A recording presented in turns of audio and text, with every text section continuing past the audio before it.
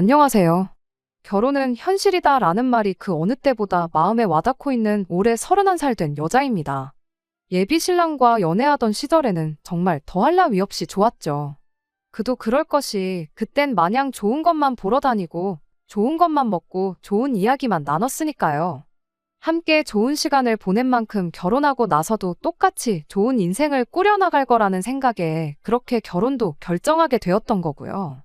그런데 결혼 이야기 주고받으면서 싫은 소리도 하게 되고 또 듣기도 하고 앞으로의 결혼 생활을 준비하는 단계니만큼 그리고 결혼 생활에 있어서 가장 행복하다는 신혼 준비를 하는 것이니만큼 결혼 준비를 하는 것 또한 마냥 즐겁고 행복할 거라 생각했는데 그건 또 아니더라고요. 결혼 생활이라는 게 무조건 좋을 수만은 없는 것이다 보니 제가 참아야 하는 거라면 100번이고 참을 수 있다고 생각했어요. 하지만 무엇보다 연애하면서 전혀 눈치채지 못했던 예비 신랑의 본 모습을 보게 되면서 요 근래 생각이 많아졌습니다. 그래서 이렇게 사연 한번 보내보게 되었고요. 예비 신랑은 이름만 들어도 다 아는 좋은 대학 나왔고 회사도 규모 있는 회사 다니고 있습니다. 가끔 데이트하다가도 회사에서 일 때문에 연락이 오면 일과 관련된 이야기를 하는데 어려운 주제에 대해서도 거침없이 해결책을 제시하는 모습을 보면 대단하구나 싶기도 했어요. 그런 모습을 자주 봤다 보니 다른 건 몰라도 머리 하나만큼은 좋은 줄 알았는데 공부머리랑 일머리 그리고 삶의 지혜는 또 다른 이야기구나 싶습니다. 저 또한 직장 다니는 회사원입니다. 조건만 두고 본다면 예비 신랑에 비해서 조금 모자라긴 해요. 졸업한 학교 이름값도 그렇고 몸담고 있는 회사 명성도 그렇고 당연하겠지만 월급 또한 제가 조금 덜 벌고 있는 상황입니다. 결혼을 앞두고 모아놓은 돈은 조금이나마 제가 더 많았습니다. 하지만 그래봐야 1,000만 원 남짓한 근소한 차이였어요.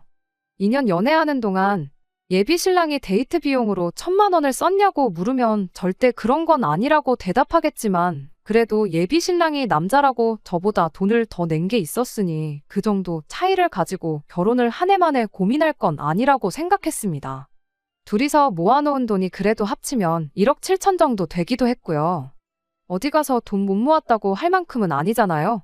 하지만 또 한편으로는 많은 돈이긴 하지만 결혼식 비용 5천 정도 잡고 이래저래 계산해보면 서울의 빌라 전세도 못 구할 만큼 보잘것없는 돈이기도 하지요. 사실 결혼 자체를 조금 서둘러서 정한 것도 없지 않아 있어요. 두 사람 다 나이가 있다 보니 결혼 이야기는 진작에 오가긴 했는데 모아놓은 돈도 부족한 느낌이라 날짜는 내년 말이나 내후년 초쯤으로 생각하고 그동안 돈이나 더 열심히 모아보려고 했었거든요. 그런데 저희가 결혼 이야기 주고받기 시작하자마자 예비시댁에서 하루라도 빨리 결혼을 하면 좋겠다는 이야기를 전해왔어요. 예비 시아버지께서 내년 봄쯤에서 퇴직을 하게 될 예정이라 퇴직하기 전에 식을 올렸으면 한다고요. 이유인즉슨 아버님이 아직 회사에 몸담고 있을 때 아직 끝발이나마 조금 남아있을 때 결혼을 해야 하객도 더 많을 테고 그래야 축의금도 한 푼이나마 더 받을 수 있다는 이유였습니다. 축의금 들어오는 게 얼마나 차이가 있는지도 모르겠고 그리고 또 아버님이 회사에 몸담고 있을 때는 찾아오고 아닐 때는 안 와도 된다고 생각하는 사람들이라는 건 그 사람들이 저희 결혼식을 축하해주러 온다기보다는 그냥 사회생활의 일환으로 얼굴도장 찍으러 오는 사람들이라는 소리잖아요. 굳이 그런 사람들 때문에 저희 결혼식 날짜를 예정보다 1년이나 앞당길 필요나 있나 싶었어요. 신랑 측 하객석에 손님이 몇 명이나 왔고 그런 게 저희 결혼 생활에 도움이 되는 건 하나도 없잖아요. 차라리 1년 동안 저희가 아낀다면 1억 정도를 더 모을 수 있는 상황이니 하객 조금 덜 오더라도 그러는 편이 더 낫지 않나 하는 생각이었습니다. 하지만 예비 신랑이 아버지가 원하시는데 뭐 어쩌겠냐는 식으로 나오는 덕에 결국 결혼 날짜를 앞당기게 되었습니다. 사실 이때 예비 신랑이 부모 말에 거역 못하고 생각도 짧은 사람이란 걸 눈치챌 수 있다면 있는 기회였는데 그때는 거기까진 생각 못했어요. 저희가 결혼식을 최대한 늦추자고 했던 가장 큰 이유가 양가 지원받지 않고 두 사람 힘으로만 결혼을 하고 싶어서였어요. 그런데 결혼식 일정이 앞당겨진 이상 양가 지원 없이 결혼하려면 일단은 최대한 결혼식 비용을 아끼는 방법 말고는 돈을 조금이나마 여유 있게 만들 방법이 없겠더라고요. 호텔에서 올리는 결혼식의 예쁜 웨딩드레스, 경치 좋기로 소문난 데 찾아가서 야외에서 찍는 웨딩 사진 등등. 사람들이 다들 허세에다가 그냥 바닥에 돈 버리는 짓이나 마찬가지라고들 하지만 그래도 제 입장에서는 인생에 한 번밖에 없을 결혼식인데 조금 욕심이 나는 부분이었거든요. 아쉬웠지만 무슨 방법이 있었겠나요? 최대한 아낄 수 있는 부분에서 아끼기 시작했습니다. 웨딩 사진도 스튜디오에서 찍는 걸로 하고 드레스도 발품 팔아서 그나마 저렴하고 예쁜 드레스로 찾고요. 호텔 결혼식도 이 상황에는 필요 없는 사치나 마찬가지였으니 그냥 적당히 음식 잘 나오는 웨딩홀에서 결혼식을 올리기로 결정했어요. 아쉽기는 했지만 그렇게 한 덕분에 당초 예상했던 것보다 한 1,500 정도 절감을 할 수 있었는데 1,500 아꼈다고 해도 대출 없이 서울에 신혼집을 마련할 방법은 보이지 않았어요.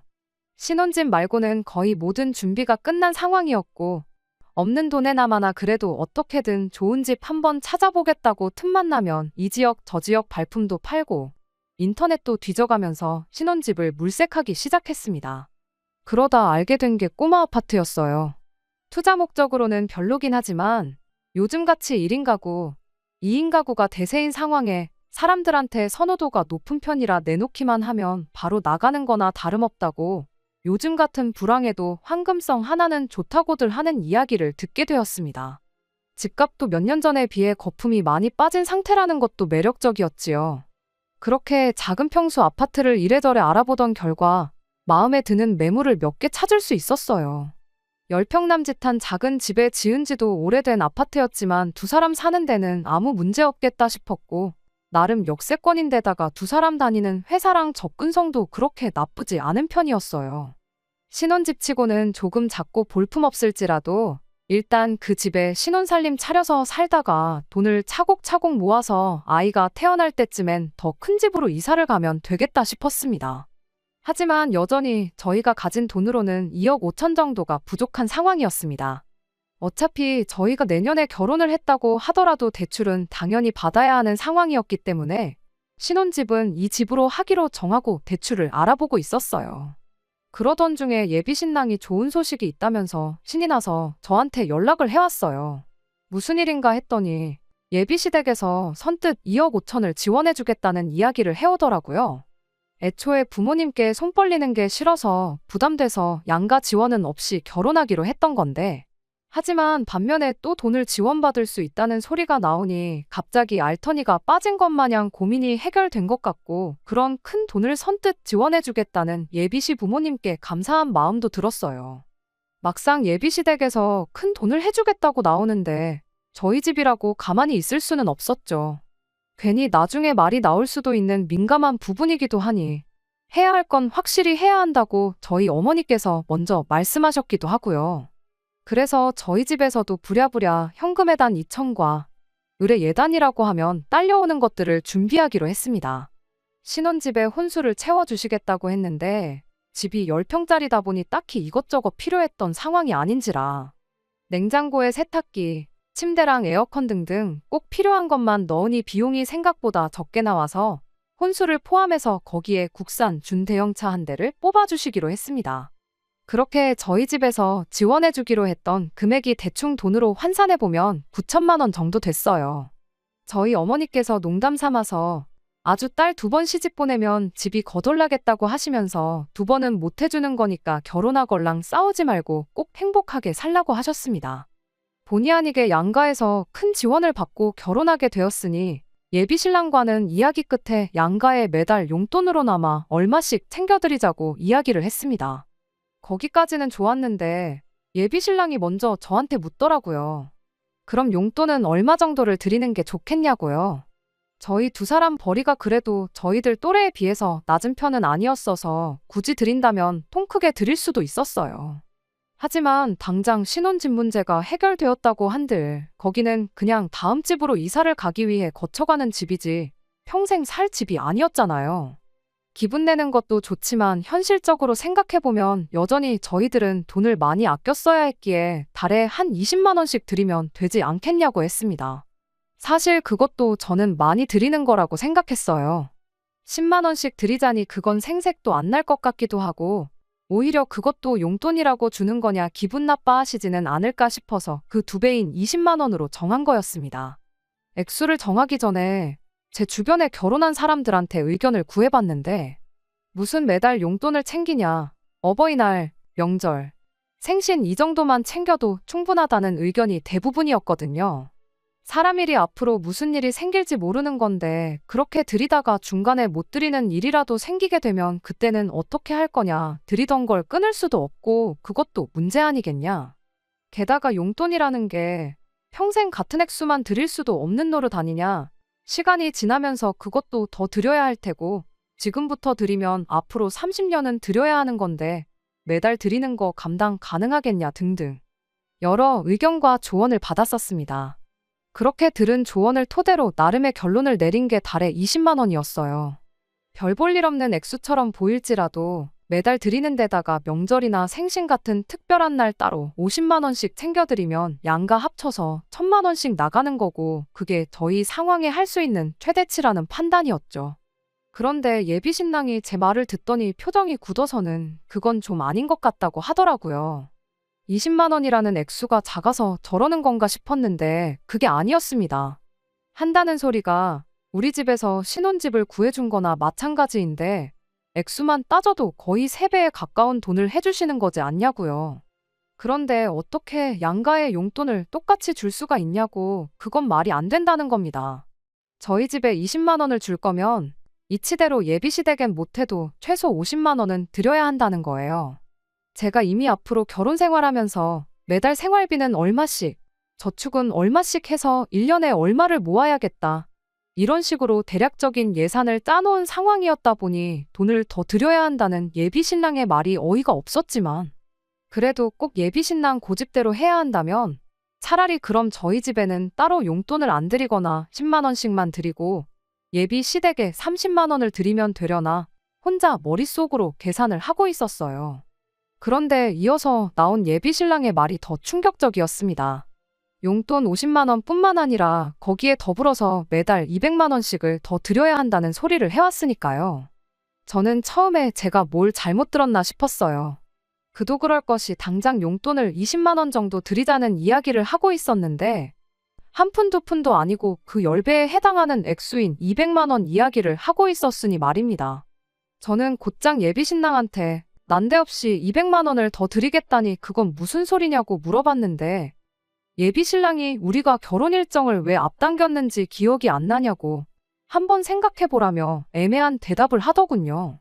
그 이야기가 왜 나오냐고 물어본 말에 대답이나 해달라고 했더니 우리 아버지가 퇴직을 하시는 것 때문에 그 전에 결혼식을 올리기로 한 것 아니냐. 그런데 아버지가 퇴직을 하신다는 건 앞으로 부모님 벌이가 없어진다는 소리 아니겠냐고요. 벌이가 없어지시는 건데 그럼 대출을 어떻게 갚으시겠냐는 겁니다.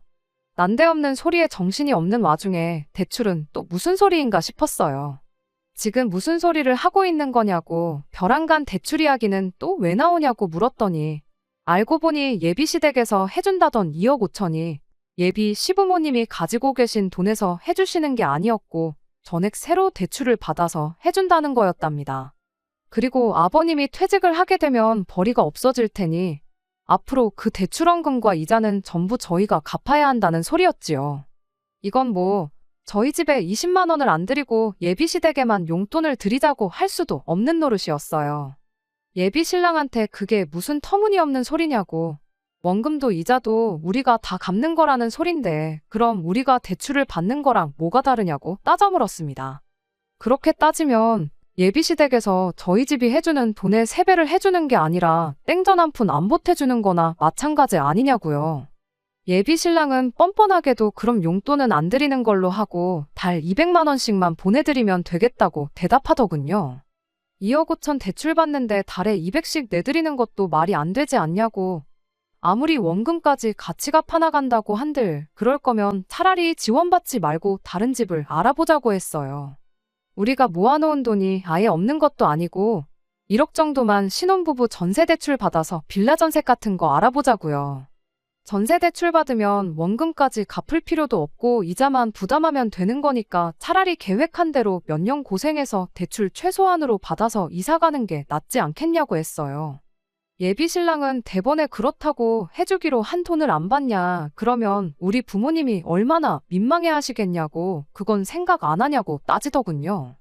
그리고 요즘 같은 시국에 무슨 빌라냐고, 너는 뉴스도 안 보냐고 하면서, 그러다 다른 사람들처럼 우리 돈 떼어먹히면 그건 네가 어떻게 책임질 거냐면서 책임질 수도 없는 소리를 그렇게 쉽게 하지 말랍니다. 굳이 꼭 빌라를 들어가자는 건 아니라고, 현재 우리 상황이나 형편 생각해서 그렇게 말한 거지, 조금 시간 들여서 찾아보면 더 좋은 조건으로 집을 구할 수도 있지 않겠냐고 한마디 해줬어요. 그리고 대출받는 부분에 대해서도 몇 년에 상환하시려는 계획인지는 모르겠지만 2억 5천 빌려서 매달 200씩 내는 게 정상적인 것 같지는 않아 보인다고도 했죠. 안 그래도 내가 알아보니 당장 우리 회사에서 1억까지는 이자 부담 거의 없이 대출해주는 제도가 있더라고. 굳이 더 비싼 이자로 돈을 빌려가며 신혼집을 구할 이유가 있냐? 모르긴 몰라도 당신 회사도 비슷한 제도가 있을 수도 있지 않겠냐고. 한번 그런 것도 생각해보고 회사에 물어보던가 알아보던가 해달라고 했어요. 당장 부모님 체면보다 우리 돈 얼마 아끼는 게 더 중요한 상황인 거 알고 있지 않느냐고. 신혼집 문제에 대해선 나도 다른 매물을 알아볼 테니 지금 결정하지 말더라도 다시 생각해보는 게 좋겠다고 강하게 저의 의견을 전했습니다. 예비 신랑도 제 말이 틀린 소리가 아니란 걸 알고는 있는 건지, 아니면 무슨 수를 써도 논리로 저를 이길 수가 없다는 걸 깨달은 건지, 한참 묵묵부답으로 일관하고 있다가 이미 양가 부모님이 개입한 상황에 그건 우리가 지금 정할 문제가 아니고 조금 시간을 두고 상의해볼 문제이니 며칠만 시간을 달라고 하더라고요. 그렇게 며칠째 예비 신랑 대답을 기다리고 있는 중에 오만 가지 생각이 오가기도 하고 거기서 오는 스트레스도 만만찮아서 다른 사람 이야기나마 한번 들어보고자 이렇게 사연을 적어보게 되었습니다. 애초에 돈을 지원해준다고 나왔을 때부터 그 방식이 문제였는데 거기서 한치의 의구심도 품지도 않고 부모님이 하라는 대로 하는 사람과 어떤 미래를 그릴 수 있을지 참 고민이 되네요. 그 와중에 예비시댁과 저희 집을 두고 돈 얼마 칼같이 계산해서 차별을 하겠다는 마음가짐도 솔직히 너무하다 싶기도 하고요. 부모님 용돈 문제로 조언을 구했던 지인들한테는 쪽팔려서 물어볼 수도 없는 노릇이에요. 내 남편 될 사람 세상 천하에 둘도 없는 바보 멍청이다 광고하는 거나 마찬가지인 것 같아서요. 오늘처럼 결혼은 현실이라고 하는 말이 와닿는 날이 없었던 것 같아요. 결혼식 준비 다 끝내놓고 이런 생각을 하고 있는 제가 이기적인 것 같기도 하고요. 어떤 조언이든 감사히 받겠습니다. 제가 어떻게 하면 좋을지 알려주세요. 안녕하세요. 이렇게 3개월 만에 다시 찾아뵙게 되었습니다. 사실 파혼은 진작에 했어요. 이 이야기를 안 해드리는 것도 또한 예의가 아닌 것 같아 다시 글을 적어봅니다. 예단으로 보낼 이불 좀 같이 보러 가겠냐던 저희 어머니 말에 언제까지 이 사실을 숨길 수가 없겠다 싶어서 결국 부모님께 그 상황을 이야기하게 되었어요. 저희 어머니도 엄청 황당해 하시더라고요. 그래도 미리 알아서 얼마나 다행이냐고 하시면서 그럼 차라리 당신이 해주시기로 했던 예단이며 이런 거 다 없던 걸로 하고 조금 더 보태서 1억 5천을 해주시겠다고 말을 꺼내오셨어요. 저희 집에서 1억 5천을 도와주고 제가 회사에서 해주는 대출로 1억을 받아와서 그 돈으로 신혼집을 구하면 어떻겠냐고요. 혼수야 집이 좁아서 별로 채울 것도 없어 보이는데 예비사돈이 암만 내년에 퇴직을 한다고 한들 퇴직금도 있을 테고 당장 돈 1,000만 원은 못 해주겠냐고 일단 그렇게 하자고 한 번 말이라도 꺼내보라고 하시더라고요.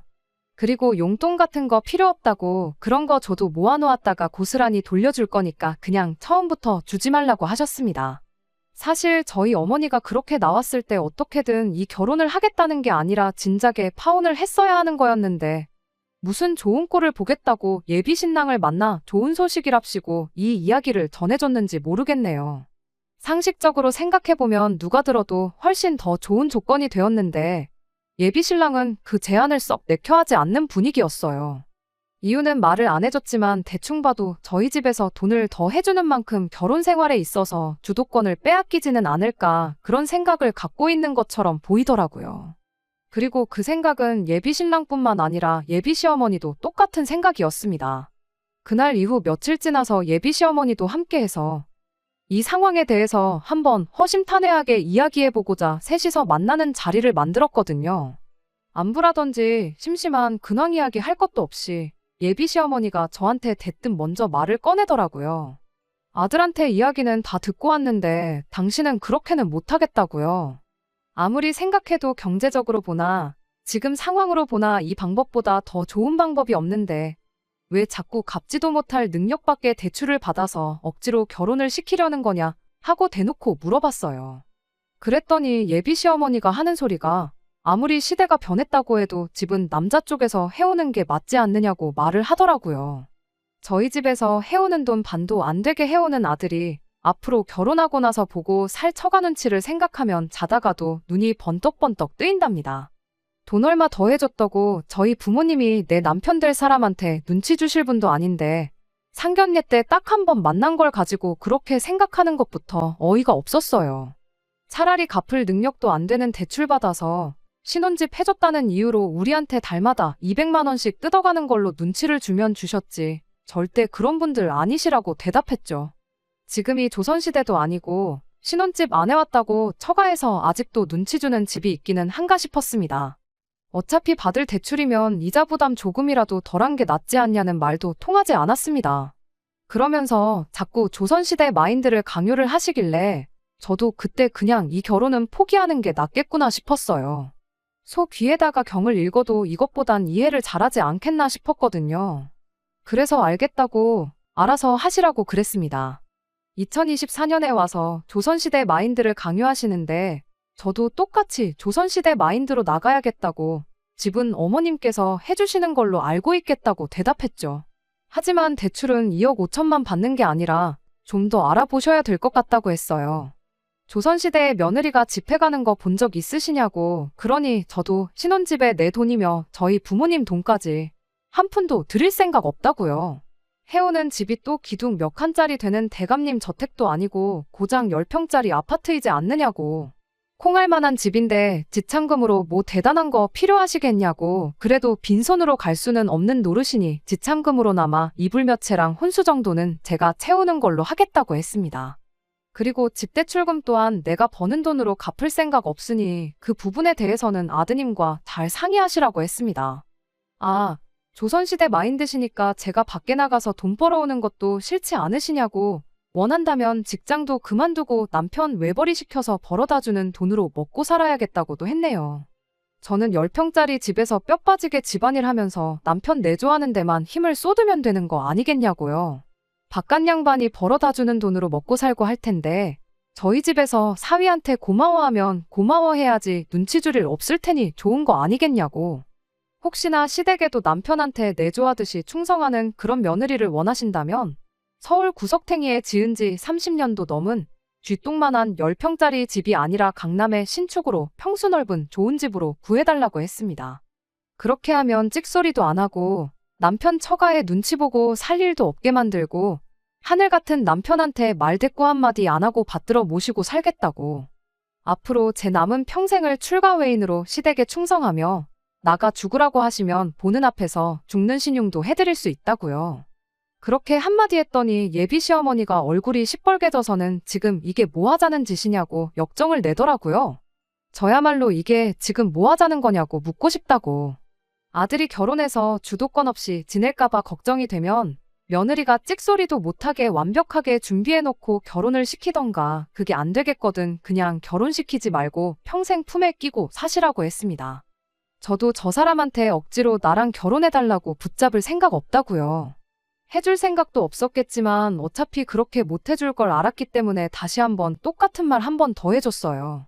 아들 결혼시켜서 처가 눈치 안 보고 며느리가 시댁에 충성하길 원하신다면 그에 걸맞는 걸 준비하시라고요. 강남에 위치한 신축 아파트 그거 해주면 나도 지참금으로 부르는 대로 가져오겠다고. 아니면 나도 그렇겐 결혼 못하겠으니 그리 아시라 말하고 자리에서 일어났습니다. 드라마 보면 마시던 음료수도 얼굴에 끼얹고 하던데 그렇게까진 못하겠고 제가 하고 싶은 말 한 것만 해도 자랑스럽고 제 속 하나만큼은 다 시원했네요. 긴장이 풀려서 그런가 속이 후련해져서 그런가 저러고 밖을 뛰쳐나와 걸어가고 있는데 몸이 막 떨리더라고요. 그러던 와중에 예비 신랑이 저를 쫓아나와서 저를 붙잡더니 너 이렇게 계산적인 여자였냐 하면서 실망스럽다나 어쩐다나 뭐라 하더라고요. 사실 이 상황에 제일 실망스러운 건 예비신랑이었지요. 배울 만큼 배웠으니 머리가 돌아가도 충분히 돌아갔을 텐데 부모 말에 거역 못하고 그 와중에 어머님하고 대화 나누는 동안 말 한마디 없이 가만히 있던 모습이 너무나도 실망스러웠어요. 예비신랑한테 계산기 먼저 두들긴 게 누군데 지금 나한테 계산적이라는 소리를 하고 있냐고. 당장 다시 돌아가서 엄마 그렇게 계산적인 사람이었냐고 따져 물으라고. 그래도 지금 상황이 이해가 안 된다면 엄마 손 붙잡고 집에 가서 한번 곰곰이 생각해보라 말하고 헤어지고 집에 왔네요. 집에 와서 이 이야기를 어머니께 전하니 다른 말보다 저한테 정말 잘했다고 한마디 해주셨어요. 딸 자식 돈 얼마 때문에 파혼시키고 싶지 않아서 일단 돈 문제부터 어떻게든 해주고 결혼부터 시키려고 하셨던 건데 그 돈 마련하는 게 힘든 것도 아니고 못할 것도 없는 일이지만 무엇보다 그런 집에 저를 시집 보내는 게 그때부터 내키지는 않으셨다고 하시면서요. 마시고 있던 음료수 그 옆편네 얼굴에는 못 끼얹더라도 네 남자친구 얼굴에다가는 시원하게 한번 뿌려주지 그랬냐고 그것만큼은 아쉽다고 하시면서 복잡한 제 마음도 달래주셨고요. 그렇게 결혼은 없었던 일이 되고 결국 파혼하게 되었습니다. 그나마 예비신랑이 어떻게든 저랑 잘해보겠다고 찾아와 용서를 빌고 애시당초 계획했던 대로 두 사람 힘으로만 헤쳐나가보자고 한마디 해줬다면 지난 일은 모두 잊고 다시 생각해볼 용의도 눈꼽만치나마 있었어요. 그런데 뭐 예비신랑의 인생에 있어서 법이나 마찬가지인 부모님 눈밖에 났는데 부모님 무서워서 제 앞에 다시 찾아올 용기도 없었는지 코빼기를 비추기는커녕 연락도 한 통 없더라고요. 처음엔 안타까운 기분도 있었는데 며칠 지나니까 이렇게 깔끔하게 헤어진 게 어디인가 싶고 다행이구나 싶었습니다. 사람이 공부 잘해서 좋은 대학 나오고 좋은 회사 다닌다고 무조건 그 사람이 다 똑똑한 것만은 아닌 것 같아요. 예비신랑이었던 그 사람이 조금이나마 생각머리라는 게 있었다면 애초에 집에서 대출을 대신 받아줄 테니 갚는 건 니들이 해라는 말에 거절부터 했을 거 아니겠나요? 제 나이도 31이다 보니 이제 새로운 사람 만나서 연애하고 결혼을 이야기하고 그러는 게 엄두가 안 나긴 하지만 이렇게 된 게 차라리 잘 됐구나 싶어요. 부모 말에 거역도 못하고 부모 말이 무조건 정답이라고 생각하는 남편을 갖는 것보다 내 남은 평생을 시월드에서 시달리는 것보다야 깔끔하게 시작도 하기 전에 파혼하는 게 100번 낫잖아요. 먼저 적어보냈던 제 사연에 댓글 달아주시고 저를 응원해주신 분들께 그리고 정신 차리라고 독하게 한마디 해주신 모든 분들께 감사하다는 말을 전해드리고 싶네요. 끝까지 들어주셔서 감사합니다. 오늘의 사연은 여기까지입니다. 구독과 좋아요, 알람 설정 부탁드리고 더 좋은 사연으로 다시 찾아뵙겠습니다. 감사합니다.